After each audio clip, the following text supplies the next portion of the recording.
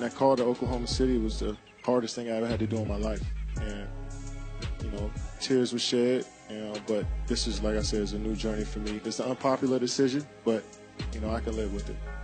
What's the Kevin Durant approach to February 11th, going back to the building they call the Peak? As a opposing player, you know, I know how fans are. I know what's important to them and their team is way more important than just one player. But, you know, I have so many great memories there, something that's always going to be a part of me until I die. I'm not going in there acting like I'm going to be praised. I know how it is. So if it isn't the friendliest welcome, how ready are you for it? Emotionally, I don't know. I mean, playing in front of those fans again as a warrior at that, a team that they hate, you know, I know they're going to be rowdy in there, man. I've been a part of some of the loudest nights in that arena, so I know it's not going to be the friendliest welcome, but it's a new chapter in my life, so, and I decided to move on. But for them, I know it still hurts for me to move on, and they looked at me as their son. I was there since I was 19 years old, and I grew up there, and, you know, so like I said, I understand, man, and it's all a part of playing sports. It's all a part of, you know, being a fan, so I embrace it all.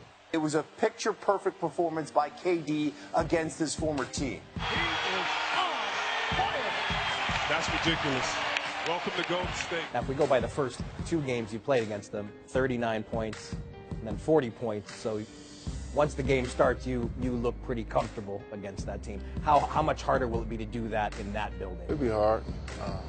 You know, the first game we played against OKC, it was hard the first quarter. You know, it was hard to, you know, be myself, you know, because I was just thinking about teammates and all the hype around the game and, you know, all of, you know, speculation. And in the second game, I was a little bit more comfortable, you know, just knowing that it's all about the game of basketball for me.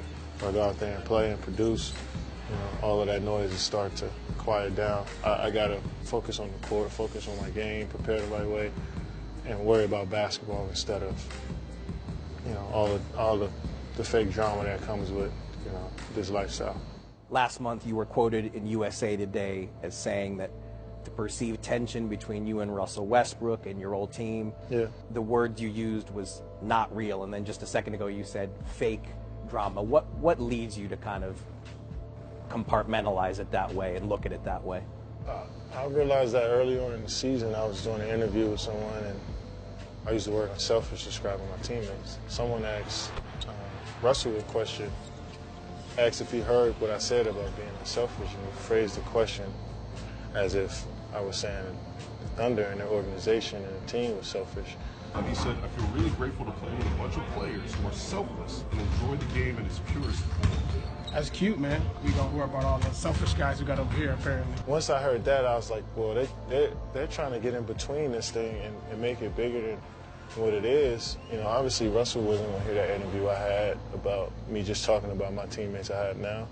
And, you know, and someone in Oklahoma City phrases to him as if I was calling them selfish.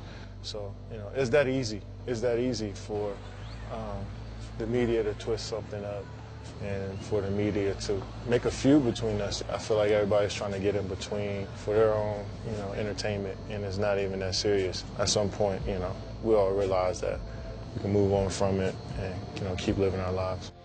Kevin Durant knocked it down.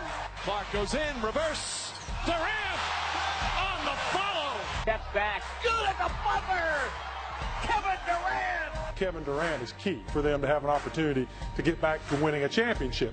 What would be the ideal Kevin Durant script for Saturday night?